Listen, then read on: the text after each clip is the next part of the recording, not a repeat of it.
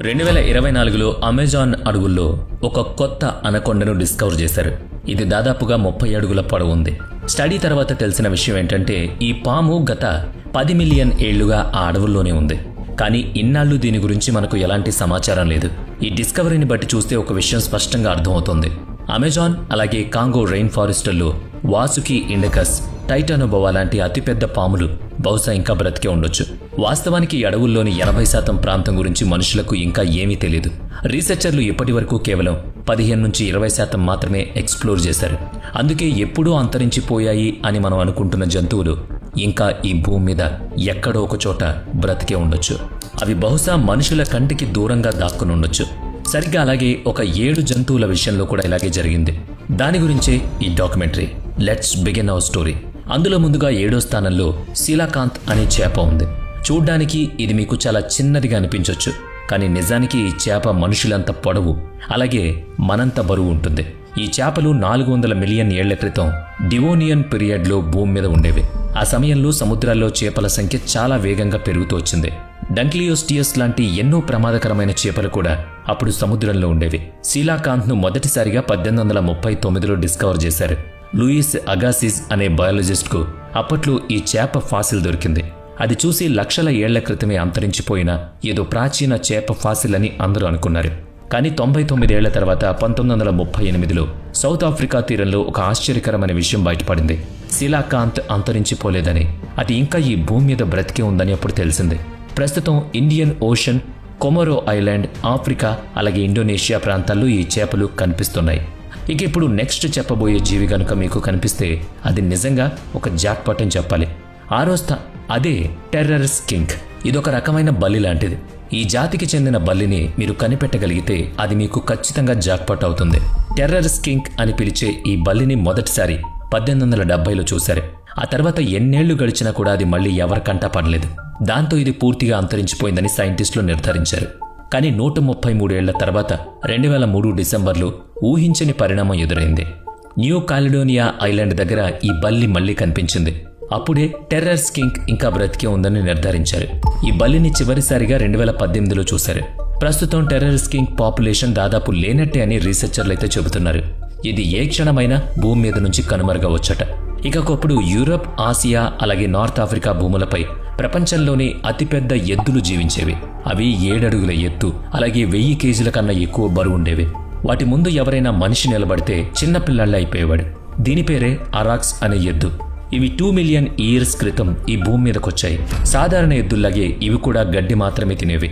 కానీ ఇవి చాలా బలమైన జంతువులు. ఈ ఎద్దులు దాదాపుగా 20 లక్షల ఏళ్ల పాటు ఈ భూమి మీద సర్వైవ్ అయ్యాయి. ఇది రీసెర్చ్ చెబుతోంది. ప్రాచీన కాలంలో అరాక్స్ను పవర్ అలాగే స్ట్రెంగ్త్కు సింబల్గా చెప్పేవారు. చాలా పురాతన ఆచారాల్లో కూడా వీటి ప్రస్తావన ఉంది. ప్రపంచవ్యాప్తంగా ఎన్నో గుహల్లో దొరికిన పాలియోథిక్ కేవ్ పెయింటింగ్స్ దీనికి ఒక మంచి నిదర్శనం. అంతేకాకుండా రోమన్ అంపైర్ కాలంలో కొలోసియం స్టేడియంస్లో జరిగే స్పోర్టింగ్ ఈవెంట్స్లో కూడా వీటి ప్రస్తావన ఉంది. అయితే మనుషులు వీటిని విపరీతంగా వేటాడడం వల్ల 1627 వచ్చేసరికి ఇవి అంతరించిపోయాయి. కానీ మిగతా జంతువుల్లా ఇవి కూడా అంతరించలేదేమో అనే అనుమానం ఇంకా ఉంది. అవి మనుషులు కంటికి దూరంగా ఎక్కడో దాక్కునుండొచ్చు. ఎందుకంటే యూరోప్లోని 47% ప్రాంతం కేవలం అడవులతో నిండుంది. ఇక తరువాత స్థానంలో బెర్ముడా పెట్రెల్ అనే పక్షి. ఇది దాదాపు 300 ఏళ్ల పాటు ఈ భూమి మీద నుంచి కనుమరుగైపోయిందని మనుషులు నమ్మారు. కానీ అసలు నిజం వేరేలా ఉంది. 1600వ సంవత్సరంలో ఇంగ్లీష్ సెటిలర్స్ బెర్ముడా ఐలాండ్స్కి వచ్చారు. అప్పుడే ఈ పక్షులను మొదటిసారిగా డిస్కవర్ చేశారు. కానీ ఆ తర్వాత మనుషులు ఎప్పుడూ చేసే పొరపాటే మళ్లీ చేస్తారు. ఆ ఇంగ్లీష్ సెటిలర్స్ ఈ పక్షుల్ని విపరీతంగా వేటాడారు. రీసెర్చ్ ప్రకారం 1600కి ముందు, అంటే ఇంగ్లీష్ వాళ్ళు రాకముందు ఈ పక్షుల పాపులేషన్ మిలియన్స్లో ఉండేది. కానీ 1620 నాటికి, అంటే కేవలం 20 ఏళ్ల వ్యవధిలోనే మనుషులు వీటిని తుడిచిపెట్టేశారు.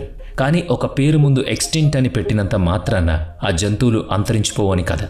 కానీ సరిగ్గా 300 ఏళ్లు గడిచాక 1951లో బెర్ముడా పెట్రల్ను బెర్ముడా ఐలాండ్స్ ప్రాంతంలో మళ్లీ చూశారు. లూయిస్ మాబ్రే అనే బర్ముడియన్ నేచరలిస్ట్, అలాగే రాబర్ట్ కుష్మన్ మర్ఫీ అనే అమెరికన్ ఆర్నిథాలజిస్ట్ ఈ పక్షిని రీడిస్కవర్ చేశారు. 300 ఏళ్ల తర్వాత ఈ పక్షి మళ్లీ కనిపించిన క్షణాలవి. ఇక తర్వాతి స్థానంలో జవాన్ టైగర్ ఉంది. ఇది జవాన్లోని ఇండోనేషియన్ ఐలాండ్లో నివసించడం వల్ల దీనికి ఆ పేరు వచ్చింది. ఈ టైగర్ను మొదటిసారిగా 1844లో డిస్కవర్ చేశారు. ఈ పులి 8 అడుగుల పొడవు, 150 కేజీల బరువు ఉంటుంది. ఈ పులిని చివరిసారిగా 1980లో చూశారు. ఆ తర్వాత 2008 వరకు దీని గురించి ఎలాంటి ఆచూకీ దొరక్కపోవడంతో IUCN దీన్ని ఎక్స్టింక్ట్ అయిన జంతువుల లిస్టులో చేర్చింది. కానీ 15 ఏళ్లు గడిచాక 2024లో జరిగిన ఒక స్టడీ అలాగే రీసెర్చ్లో కొన్ని ఆసక్తికరమైన ప్రూఫ్స్ దొరికాయి. అవి జవాన్ టైగర్ ఇంకా బ్రతికే ఉందన్న విషయాన్ని సూచిస్తున్నాయి. ఇక ఇప్పుడు మీరు ఈ వీడియోను జాగ్రత్తగా గమనిస్తే ఇందులో మీకు కనిపిస్తున్న జంతువులు ఇప్పటికీ భూమి మీద మిగిలి ఉన్న తన జాతికి చెందిన ఆఖరి జీవులు. ఈ వీడియోస్ రికార్డ్ చేసిన కొద్ది రోజులకే అది ఈ ప్రపంచం నుంచి శాశ్వతంగా ఎక్స్టింక్ట్ అయిపోయి ఉండొచ్చు. దీని పేరు థైలసిన్. దీన్నే టాస్మేనియన్ టైగర్ అని కూడా అంటారు.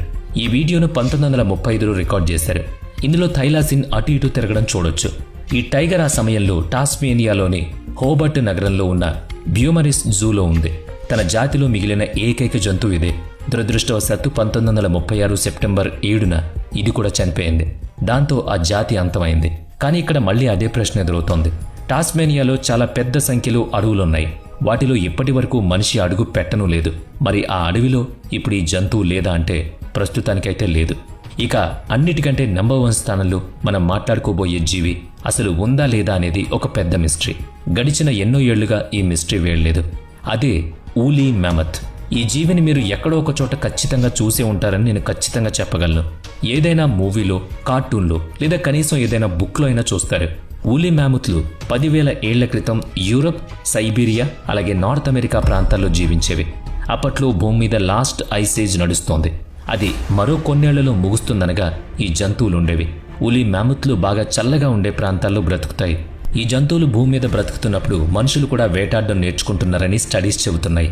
మన మనుషులు వేటాడడం వల్లే ఈ జంతువులు కూడా అంతరించిపోయాయి. చూశారు కదా, మనిషి వల్ల ఎంత అనర్థం జరుగుతుందో. వేట వల్ల, పొల్యూషన్ వల్ల, మనం చేసే పనుల వల్ల ఈ ప్రపంచానికి చాలా నష్టం